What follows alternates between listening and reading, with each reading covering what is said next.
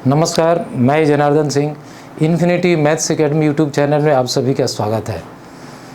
जैसा कि आप लोग जानते हैं, ये पार्ट 3 हमारा चल रहा है। एज ए पेरेंट आप बच्चों को कैसे गाइड करेंगे, और ये मैं क्लास 10 का आज टॉपिक मैंने लिया है। इसमें चैप्टर्स की संख्या सीबीएसई के 10 चैप्टर मैंने लिए हैं। 10, 11, 12 कुछ भी इसी तरह के आसपास हो सकता है। और जब मैं ये वीडियो बनाने जा रहा हूँ, उसको बना रहा हूँ, उस वक्त ये अगस्त का महीना है और आपके हाफ ईयरली एग्ज़ाम्स होने वाले हैं। तो मैंने एक अप्रॉक्स ले लिया है कि मान लीजिए अगर आपका बच्चा क्लास 10 सीबीएसई में पढ़ता है और इतने सारे चैप्टर्स हैं, और आईसीएसई में पढ़ता है, इतने सारे चैप्टर्स हैं, मैंने कि मोटा मोटी एक चैप्टर्स की संख्या ले ली है। इसमें से कम या ज़्यादा भी हो सकता है। तो आज हम लोग समझेंगे कि इसकी प्लानिंग कैसे की जाए, किस तरह से। जब मैं वीडियो बना रहा हूँ उस वक्त ज़रूर आपके सिलेबस सारे कंप्लीट हो गए होंगे। आप कैसे इसको रिवाइज़ करेंगे। हमारा हमेशा टारगेट रहता है कि बच्चों का 100% मैथ्स में कैसे आए। अभी तो 80 के एग्ज़ाम्स होंगे। मैं हमेशा टारगेट करता हूं कि आपके 100% मार्क्स कैसे आए और कैसे मिलना चाहिए, क्या एक्चुअली तरीका है। चलिए इसे समझते हैं। मान लेते हैं आपका बच्चा क्लास 10 सीबीएसई में पढ़ता है, फिर आईसीएसई की बात मैं करूँगा। 10 चैप्टर्स हमने लिए हैं। ये नंबर संख्या इनकी 1-2 ज़्यादा भी हो सकती है, कम भी हो सकती है। तो चूँकि चैप्टर्स की संख्या बहुत ज़्यादा है, तो बच्चे अक्सर होता है कि बच्चे कंफ्यूज कर जाते हैं। अब मैं ऐसा तरीका आपको बताने जा रहा हूँ कि बच्चे बिल्कुल कंफ्यूज नहीं होंगे और सब काम ठीक ठाक होगा। हम ये मान के चलते हैं कि आपका सिलेबस कंप्लीट हो गया है। हम फोकस करेंगे टोटल रिवीजन के ऊपर में। तो आप कैसे रिवाइज करेंगे। मान लीजिए एग्ज़ाम में भी 20 दिन बाकी है। आपके सारे चैप्टर वाइज आपने कर लिया है। रिवीजन आप कैसे करेंगे। 10 चैप्टर्स मैंने लिया है यहाँ पर। तो सबसे पहले आपको करना क्या है, रोज़ पर डे कोशिश कीजिए 2 आवर्स मैथ्स करने का। 2.5 आवर्स कर सकते हैं तो और अच्छा है। पर डे मैथ्स आपको करना पड़ेगा। और जब छुट्टी मिले, जब कोई हॉलीडे आए, तो उसमें +2 आवर्स और इसको बढ़ा दीजिए। ये होता है फॉर हॉलीडेज़, ये होता है फॉर हॉलीडेज़ के लिए, और ये आपका नॉर्मल है। ऐसे प्रैक्टिस आप कीजिए 2-2 घंटा, 2 आवर, 2.5 आवर्स, 2 घंटा भी आप कर सकते हैं। अच्छा, अब हम रिवीजन कैसे करते हैं। सबसे पहले कीजिए कि आप एक पतला कॉपी लीजिए, और ये दोनों के लिए होल्ड करता है, क्लास 10 सीबीएसई, क्लास 10 आईसीएसई के लिए। ये चैप्टर्स मैंने लिए हैं, इसमें कम ज़्यादा भी हो सकता है। आप एक पतली कॉपी लीजिए और चैप्टर वाइज सारे फॉर्मूले आप लिख लीजिए। Chapter wise, chapter 1, 2, 3, 4, 6, 7, 8, 9 up to 10, इसमें 12 है, तो 12 चैप्टर्स का एक पतले कॉपी में सारे फार्मूलेज आप लिख लीजिए, फार्मूला और कॉन्सेप्ट्स। और आप इसको रोज़ प्रैक्टिस करना है विदाउट गैप। एवरी डे आपको प्रैक्टिस करना है। फार्मूला है, हो सकता है फर्स्ट डे आपको 1 घंटा लगे, 1.5 घंटा भी लग सकता है, लगने दीजिए। रोज़ प्रैक्टिस करना है इसको। जैसे 2.5 आवर्स है, तो पहला 1 घंटा आपको फार्मूला लिखने में और कॉन्सेप्ट्स देखने में लगेगा। एवरी डे की हम बात कर रहे हैं। उसके बाद क्या कीजिए, ऑन फर्स्ट डे आप 2 चैप्टर्स लीजिए। चैप्टर्स तो पहले आपने ऑलरेडी किया हुआ है, इसके एमसीक्यूज़ कीजिए। फर्स्ट डे 2 चैप्टर्स के एमसीक्यू कीजिए। सेकेंड डे को क्या कीजिए, 4 चैप्टर्स के एमसीक्यूज़ पहले बनाइए, एमसीक्यूज़। थर्ड डे को क्या कीजिए, चैप्टर्स की संख्या और बढ़ाइए ज़्यादा।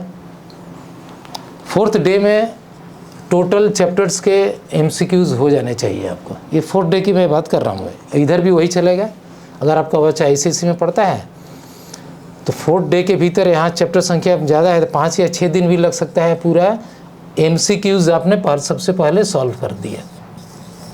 सबसे पहले आपने एमसीक्यूज़ सॉल्व कर लिया। एमसीक्यूज़ सॉल्व करने से क्या होता है, टोटल कॉन्सेप्ट्स फुल चैप्टर्स का आपको बच्चे को आ गया। अब उसके बाद हमारा काम क्या होता है कि अब डिटेल्स में हम जाएंगे चैप्टर्स के अंदर में।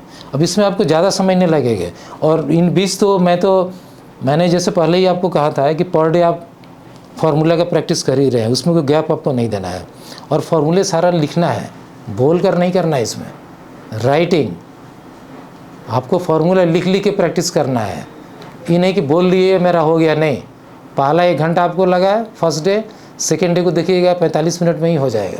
ऐसे करके देखिएगा, जब आप आगे बढ़ेंगे 10-12 दिन के बाद जब फार्मूला आप लिख के प्रैक्टिस करेंगे देखेंगे 30 मिनट्स में ही, कभी कभी देखेंगे कि 25 मिनट में सारे फार्मूलेज आपने लिख लिए हैं। ऐसा भी होगा। खूब स्पीड से आपको लिखना है, बोलना नहीं है, उसमें लिख के प्रैक्टिस करना है।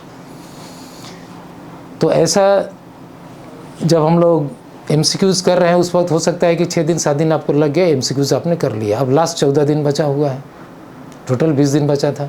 उसके बाद हम क्या करेंगे, अब डिटेल्स अंदर में जाएंगे। चूँकि ऑलरेडी कॉन्सेप्ट्स आपको पता है तो चैप्टर्स करने में आपको ज़्यादा समय नहीं लगेगा। एक दिन में हो सकता है कि 2-2 आपने किया, और बीच में आपको तो हॉलीडेज़ भी मिलेंगे, सैटरडे संडे छुट्टी तो रहता है। अगर बच्चा आपका सेंट्रल स्कूल में पढ़ता है तो हाफ डे होता है सैटरडे को, लेकिन यू गेट टाइम, सैटरडे को भी अच्छा टाइम आपको मिलेगा। तो वो सब टाइम आप इस्तेमाल करके आप देखेंगे कि नेक्स्ट अगले 10 या 12 दिन में देखेंगे कि सारे चैप्टर्स आपको अच्छी तरह से रिवाइज हो जाएंगे। और जब एग्ज़ाम के 4-5 दिन बाकी है तो आप मिक्स्ड सम्स कीजिए, ऐसे 5 दिन ऐसे कीजिए। एक दिन में इतना सारा चैप्टर्स आपने किया है, थोड़ा थोड़ा करके सम्स बनाया। और एक तरीका आपको हम बताते हैं, जैसे मान लीजिए आपने रियल नंबर्स किया, रियल नंबर्स आपने प्रैक्टिस किए, तो जब फर्स्ट टाइम आप इसको करने जा रहे हैं तो देखिएगा कि उसमें से अगर 20 क्वेश्चंस हैं उस चैप्टर में, मान लेते 20 क्वेश्चंस हैं, देखिएगा 4 क्वेश्चंस होगा जो आप नहीं कर पाएंगे। आपको क्या करना है, उसको स्टार दे के रखना है।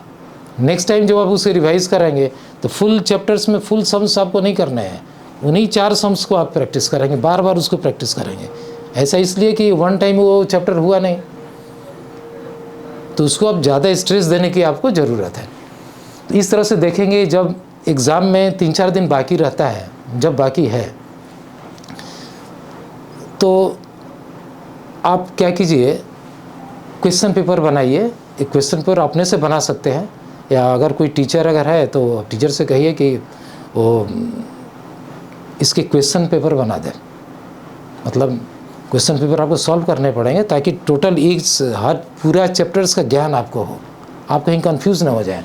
तो टेस्ट अगर आप इसमें कम से कम 4 या 5 अगर टेस्ट दे सकते हैं, 4 और 5 टेस्ट अगर आप दे सकते हैं तो बहुत अच्छा।